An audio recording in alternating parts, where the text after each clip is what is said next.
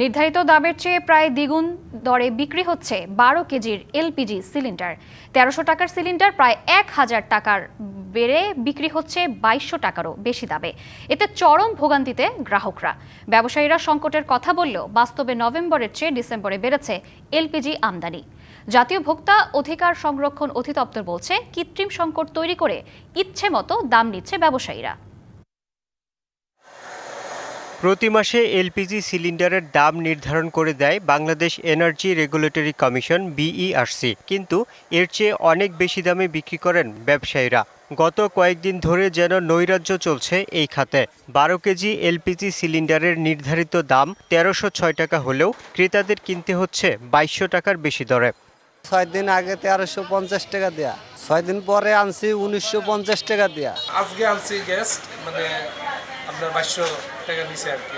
এটা তারা নিজেরা সিন্ডিকেট করে বেশি পয়সা কামাবে, কোটি কোটি টাকার ইনকাম করবে, এইটাই তো। কালার এক্সপার্ট, জর্জ স্যাপ এবং মাইল্ড অন হ্যান্ডস টেকনোলজি সমৃদ্ধ অরিক্স ক্রিস্টাল ওয়াশ আপনার লন্ড্রি এক্সপার্ট। বিদ্যুৎ ও জ্বালানি মন্ত্রণালয়ের তথ্য বলছে, নভেম্বরের চেয়ে ডিসেম্বরে এলপিজি আমদানি বেড়েছে।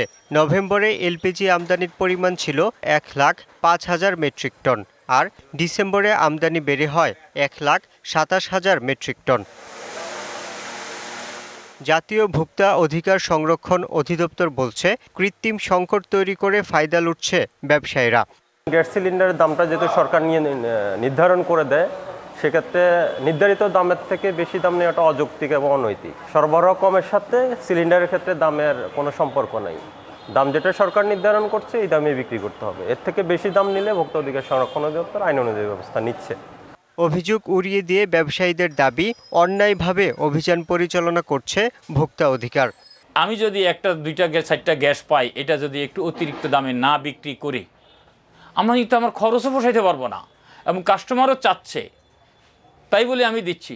উনি কাস্টমারকে বলুক, কাস্টমার যেন অতিরিক্ত প্রাইজে না নেয়। তারপরেও যদি আমাদেরকে মামলা করে, আমরা ব্যবসা বন্ধ করে দেওয়া ছাড়া আমাদের কোনো লক্ষণ নাই। পরিস্থিতি স্বাভাবিক করতে ভোক্তা অধিকার সংরক্ষণ অধিদপ্তরের পাশাপাশি জেলা উপজেলা প্রশাসনকে ভ্রাম্যমাণ আদালত পরিচালনার নির্দেশ দিয়েছে বিদ্যুৎ, জ্বালানি ও খনিজ সম্পদ মন্ত্রণালয়। Yusuf Rana, DBC news, Dhaka.